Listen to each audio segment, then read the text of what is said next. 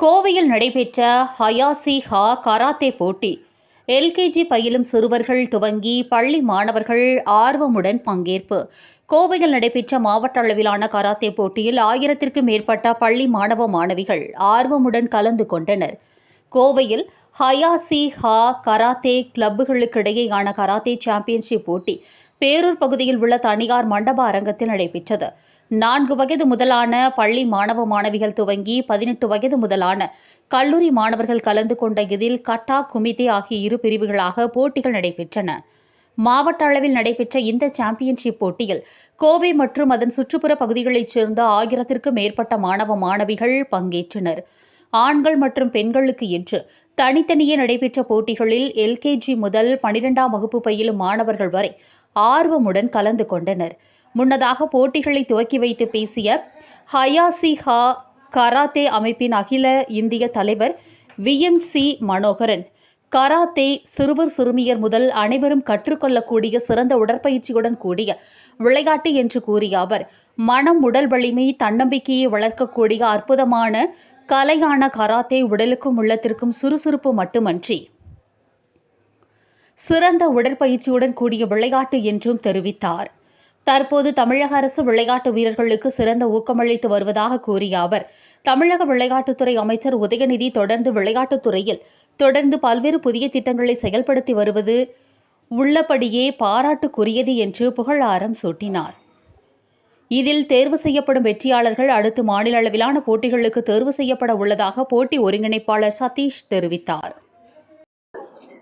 இன்றைக்கு ஹயாசி ஹா கராத்தே கழகத்தின் சார்பாக ஹயாசி ஹா கராத்தே கழகத்தினுடைய கராத்தே மாணவ மாணவியர்களுக்கு அவர்களுடைய திறமையை வெளிப்படுத்துகின்ற விதமாக 2 வகையான போட்டிகளை ஏற்பாடு செய்து நடந்து கொண்டிருக்கின்றது. ஒன்று செய்முயற்சி பயிற்சி, இன்னொன்று சண்டை பயிற்சி. கிட்டத்தட்ட 500க்கும் மேற்பட்ட மாணவர்கள் இன்று கலந்து கொள்வதற்காக பதிவு செய்திருக்கின்றார்கள்.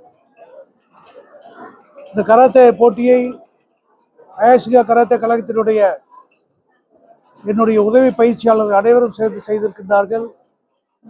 இதற்கு ஒருங்கிணைப்பாளராக இந்த பகுதியினுடைய பயிற்சியாளர் சதீஷ்குமார் முன்னின்று ஏற்பாடு செய்து நடத்தி கொண்டிருக்கின்றார். இதில் வெற்றி பெற்ற வீரர் வீராங்கனைகளை ஒவ்வொரு படிக்கட்டுகளாக உயர்த்தி கராத்தே கலையில் மிகச்சிறந்த சாதனைக்குரியவர்களாக மாற்ற வேண்டும் என்பதே இந்த கராத்தே போட்டியினுடைய நோக்கம். இது கராத்தே தற்காப்பு கலை மட்டுமல்லாமல் விளையாட்டும் கலந்தது.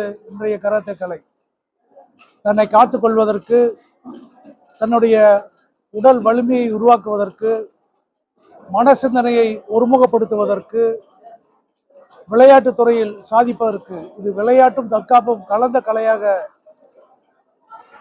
விளங்கி வருகிறது. உலகத்திலேயே அதிகமான உறுப்பினர்களை கொண்ட ஒரு விளையாட்டு என்றால் அது 2வது கராத்தேயாக இருக்கும். முதல் கால்பந்து, 2வது கராத்தே கலை என்பதை பெருமையுடன் சொல்ல கடமைப்பட்டிருக்கின்றேன். இந்த கலையின் மூலமாக மாணவ மாணவர்களுக்கு தன்னம்பிக்கை, குறிப்பாக சுய ஒழுக்கம் உறுதியாக அவர்கள் பின்பற்றுகிறார்கள்.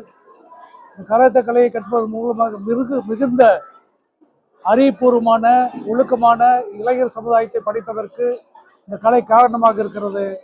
இந்த பணியில் இருக்கின்ற நானும் என்னுடைய கராத்தே பயிற்சியாளர், உதவி பயிற்சியாளர்கள், ஏற்பாட்டாளர்கள் அத்தனை பேரும் இதற்காக நாங்கள் பெருமைப்படுகிறோம். நன்றி, வணக்கம்.